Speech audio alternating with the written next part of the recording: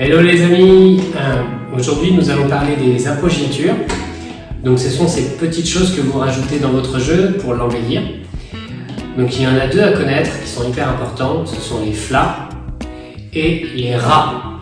Donc aujourd'hui on va parler de ça, ça va être un peu technique. C'est parti! Le premier donc, le flas. Il faut savoir déjà que cela concerne les mains, pas les pieds. Et que donc ce sont deux coups de baguette presque simultanés. Le premier étant piano, pas fort, et le deuxième, l'inverse, forte, fort. Alors, comment ça se passe techniquement? Comme nous cherchons à mettre deux coups de baguette et presque simultanés, bien sûr, il ne faut pas descendre les baguettes en même temps, sinon nous allons avoir un son égal. C'est pas ce qui nous intéresse aujourd'hui. Ce qui nous intéresse, c'est de créer un petit décalage, puisque c'est presque simultané. Pour ça, en fait, il suffit juste de lever l'une des deux mains plus que l'autre. Juste avec cet écart, en fait, de hauteur, si nous laissons tomber les baguettes en même temps, forcément, ma première main, la gauche, va tomber avant la droite. Ce petit décalage va faire un son qui va donner un fla. Et voilà, tout simplement. En gros, ça fera ça. On fait son écart sur une des mains et on laisse tout tomber en même temps.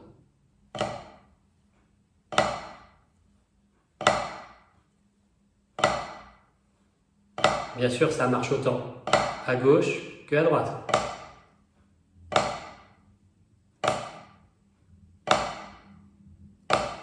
Donc il faut essayer de s'entraîner dans les deux sens, forcément, pour être le plus à l'aise. C'est un coup à la batterie qui n'est pas facile à faire.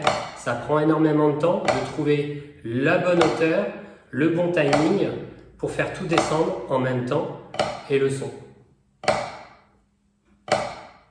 Voilà. Ce qu'il faut aussi bien comprendre, pour en finir avec la découverte des flas, c'est leur écriture. Dans une partition, le fla va être écrit avec une toute petite note qui est rattachée avec une petite parenthèse horizontale sur une plus grosse note. Comme la deuxième note, le deuxième coup est fort, forte, en général, nous avons aussi un petit V, un petit accent qui est écrit sur la deuxième note au-dessus. Donc voilà, c'est important de savoir ça. Je vous joins d'ailleurs l'écriture avec cette vidéo. C'est parce que sur certaines partitions, vous allez peut-être, si ce n'est pas déjà fait, remarquer qu'on peut rattacher plus d'une petite note. On peut avoir 2 ou 3 notes, toutes petites aussi, et toujours rattachées avec cette fameuse parenthèse horizontale avec une grosse note. Si c'est le cas, on n'est plus dans les flas, on est ce qu'on appelle dans des rats. D'où la deuxième partie de cette vidéo. Je vous explique. Comme je vous l'expliquais donc, quand nous cherchons à mettre plusieurs petits coups avant ce fameux grand coup, donc 2 ou 3 en général, on ne va plus parler de flas, mais nous allons parler de rat.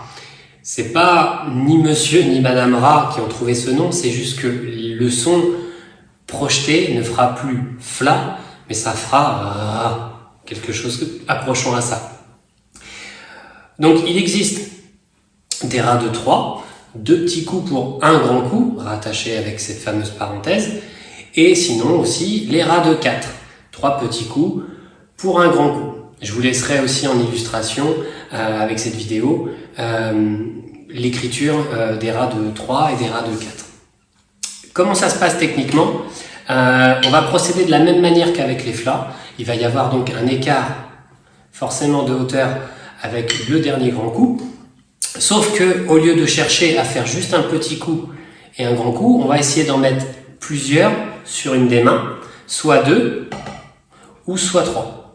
Là aujourd'hui, on va essayer de travailler avec le rat de 3, moins compliqué, en faisant 2 petits coups d'une main pour un grand coup plus fort de l'autre. Ce qu'il va falloir travailler, c'est la partie la plus délicate, qui va prendre plus de temps, il va falloir être patient. Donc, c'est le rebond, en fait. C'est le côté lâcher prise et pas travailler en faisant 2 coups d'une main avec son bras, avec le travail du bras. On va essayer de travailler avec, justement, le relâcher des doigts.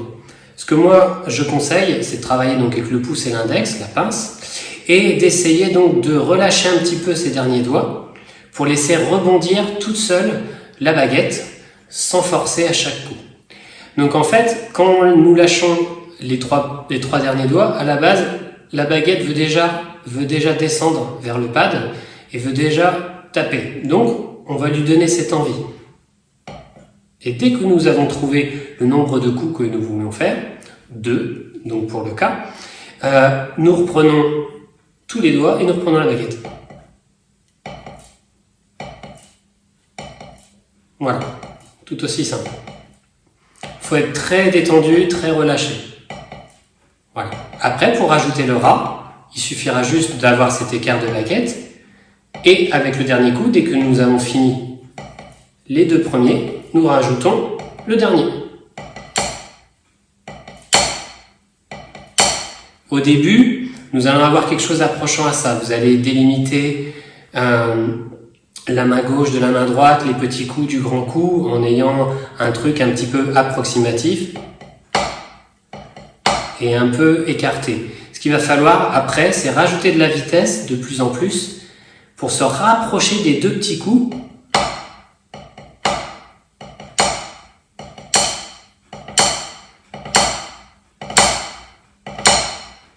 Pour avoir cet effet-là, ra.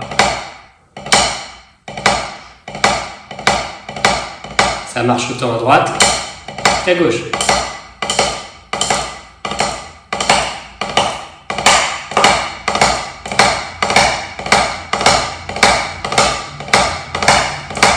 Voilà, vous savez tout sur ces 2 appoggiatures, donc le Fla et le Ra.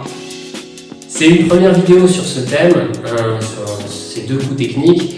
Donc va s'en suivre dans très peu de temps une seconde vidéo dans laquelle je vais vous expliquer comment orchestrer tout ça un petit peu sur la batterie, vous donner quelques idées, quelques petits conseils qui j'espère vont vous convenir. J'en profite également pour vous inciter à vous abonner à notre page de la Progressive Drum School sur YouTube. Parlez-en à d'autres batteurs, à d'autres passionnés. N'hésitez pas à partager les vidéos, à laisser un petit commentaire, soit sur cette chaîne, soit aussi sur mon Facebook. Voilà, n'hésitez pas en tout cas. Maintenant, vous savez tout, c'est à vous de jouer, à vos baguettes et à bientôt.